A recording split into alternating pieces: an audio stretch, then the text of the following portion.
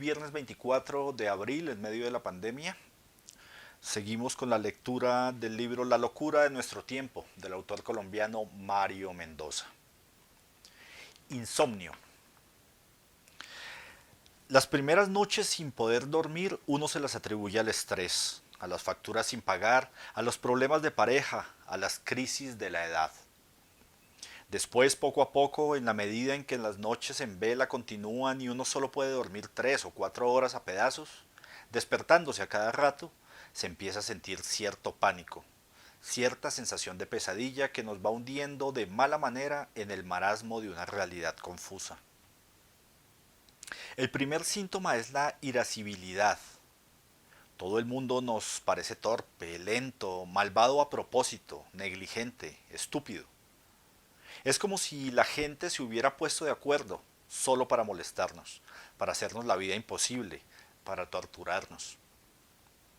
No hacen lo que deben hacer, no llegan a tiempo, manejan a paso de tortuga, llaman cuando no deben y lo peor, en las aceras o en las escaleras de los lugares públicos se detienen a conversar, como si el espacio entero les perteneciera.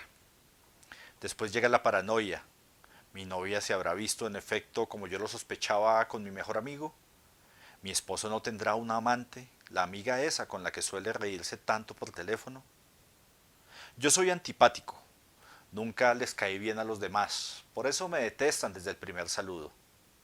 ¿Estarán mis jefes pensando en echarme a patadas del empleo y contratar más bien a una persona joven, bella, saludable, y no a alguien como yo con estas ojeras, con este aspecto de apestoso medieval? Es el síndrome del complot. Todos están contra mí, característico de los insomnes recurrentes. El paso siguiente es casi imperceptible, pero tenebroso. Tenemos la impresión de haber ingresado en otra dimensión, en un universo paralelo, como si la realidad se hubiera diluido en gelatina o plastilina. Olvidamos con facilidad las citas más importantes. No sabemos qué sentimos por los demás. Empezamos a fantasear con la idea de escaparnos bien lejos, donde nadie nos conozca. Nos desplazamos como si fuéramos zombies, como si habitáramos en un planeta hecho de humo o de neblina.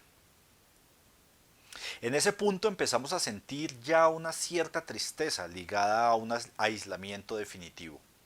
Intentamos comunicarnos con los otros y no lo logramos, como si estuviéramos conviviendo con fantasmas. En la recta final llega la depresión. No queremos ni salir a la calle. El clima nos parece todos los días espantoso. Cualquier mala noticia nos aflige. Creemos que nuestra vida es el ejemplo perfecto del fracaso, la mediocridad y la pésima toma de decisiones. No podemos leer ni concentrarnos en ninguna actividad. Nos duele la espalda, la garganta, vivimos tomando aspirinas, vitaminas, antigripales. Comemos exageradamente pensando en recuperar fuerzas o perdemos el apetito y no deseamos comer nada. Los fines de semana escasamente podemos levantarnos de la cama y nos pasamos horas así, sin bañarnos, en pijama, con el control del televisor en la mano. Como última salida, alguien cercano siempre nos rescata y nos dice que tenemos que ir al médico. Haciendo un gran esfuerzo, solicitamos la cita y llegamos al consultorio unos minutos antes de lo debido. En ese punto ya somos solo la sombra de nosotros mismos. En la sala de espera, la gente a nuestro alrededor lee revistas, escribe mensajes de texto en sus celulares o mira un televisor que transmite programas en circuito cerrado. Entonces, como una bendición, sentimos que todo nuestro cuerpo se relaja, que los párpados nos pesan, que la realidad desaparece y, al fin, nos quedamos profundamente dormidos. Epitafio. Alguna vez escuché a un hombre contarle a un grupo de personas que su trabajo era recopilar epitafios a lo largo del mundo. Una voz femenina le preguntó si había alguno en especial que le hubiera llamado la atención. El hombre respondió que muchos, pero que, en efecto, había uno en particular que lo había impactado. La misma voz de mujer le pidió que lo enunciara. El hombre, con la voz un tanto apagada, recitó: Después de todo, lo peor fue el insomnio. Todos estallaron en risas. Me di cuenta enseguida de que ninguno era insomne. El hombre se sonrió con cierta tristeza. A mí el epitafio me pareció no solo crudo y directo, sino, lo peor, cierto. La vida es difícil. Los enemigos están siempre al acecho. La gente cercana se nos muere, nos calumnian de frente o a nuestras espaldas. Dejamos de amar y nos dejan de amar. La enfermedad mina nuestros cuerpos y los de aquellos que queremos. La soledad nunca nos abandona del todo. A veces hay que despedirse de gente que llevamos en nuestras entrañas. La vida no es fácil, pero no hay nada peor que no poder dormir. Cassandra. Estudiaba literatura conmigo. Era rubia y de ojos azules, de rasgos finos y con una sonrisa deslumbrante. Parecía una diosa griega. Leía desaforadamente autores poco conocidos. Se bañaba entre pétalos de flores y con luces de colores. Un día solo comía carnes y jamones desde el amanecer hasta el anochecer. Otro día solo frutas. Otro día solo panes y bizcochos. Otro día solo verduras. Otro día solo helados. No le gustaba mezclar los sabores ni las texturas.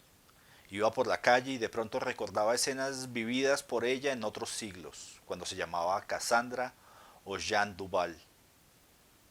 En su apartamento de Chapinero presentía a otros seres habitándolo al mismo tiempo en planos invisibles. Escribía un tipo de poesía impactante, jubilosa, celebrando todo momento presente, y siempre sospeché que ella sería la gran poetisa de nuestra generación. Se enamoraba por igual de hombres que de mujeres. Detestaba a la gente común y corriente, a la gente que vivía en una sola realidad. Un día logró atravesar el umbral e ingresó en otras dimensiones. La internaron en una clínica psiquiátrica y les pedí a sus familiares una autorización para visitarla. Ellos le preguntaron a ella y respondió que no quería que yo la viera en ese estado, dopada, sin arreglar, rodeada de esquizofrénicos y de drogadictos. No volví a saber nada de ella, pero el vínculo está intacto. Muchas veces, después de terminar un relato o una buena página de una novela, los he leído en voz alta para ella, para preguntarle qué le parecen, cómo los siente. Y su opinión siempre ha dado en el blanco y ha sido clave para mí. Voces. En el año 2008 trabajé con una joven a la que le había sido diagnosticado un trastorno de personalidad múltiple. Eran tres mujeres distintas. Una niña precoz de 8 años a la que le gustaban los muñecos y los cuentos infantiles. Una joven agresiva y violenta que se vestía de negro y que solía agredir su cuerpo con cuchillas de afeitar. Y la tercera, la universitaria brillante y dulce con la que yo estaba escribiendo un texto sobre su vida. Las tres escribían con caligrafías muy diferentes e incluso la tercera, mi amiga, no entendía a veces lo que las otras habían anotado en sus respectivos diarios. Una tarde me llamó la niña y me dejó un mensaje en el celular. Decía que no entendía por qué tenía esa contextura, ese aspecto físico. Grabé el mensaje y se lo mostré a mi amiga. Se le escurrieron las lágrimas de la emoción. Nunca había escuchado su voz. Me enternece tanto oír que no sabe por qué le toca vivir en el cuerpo de un adulto. Otro día me llamaron desde su celular. Contesté y era la joven agresiva preguntándome si me molestaba su visita. Le dije que no y le di la dirección de mi casa. Mi amiga se había ido varias veces a mi casa, pero esta personalidad no. Me sorprendió no solo el maquillaje distinto, sino la indumentaria, los gestos, la seguridad en sí misma y el resentimiento por no poder habitar en ese cuerpo la mayoría del tiempo. Pero por encima de todo me llamó la atención su voz gutural, ronca, atravesada por unos tonos sarcásticos y cínicos. Fue una entrevista rápida y nos despedimos sin haber sentido mayor empatía el uno por el otro. A los pocos minutos me llamó mi amiga y me dijo que estaba cerca de mi casa, que sabía que uno de sus dobles me había visitado, que si podía pasar. Le dije que sí, que no había problema. Llegó ensangrentada y cortada en uno de sus costados. La joven agresiva había dejado en su piel sus mensajes acostumbrados. Intenté prestarle unos primeros auxilios, pero las heridas exigían puntos de sutura. Llamó a su familia y se fue para una clínica. Cuando me quedé solo, no me impresionaban tanto las manchas de sangre en el baño y las toallas, sino las voces. Recordar esas entonaciones que provenían de seres distintos que se disputaban un mismo cuerpo. Y me hacían estremecer por una razón, porque eso mismo es un narrador, un ser habitado por personajes que no puede controlar, por voces distintas a la suya, por historias que no tienen nada que ver con él, razón por la cual un escritor como los pacientes psiquiátricos no es responsable por esa polifonía, ni tiene por qué hacerse cargo de lo que dicen esas creaciones paralelas, esos fantasmas que lo habitan, que les pregunten a ellos.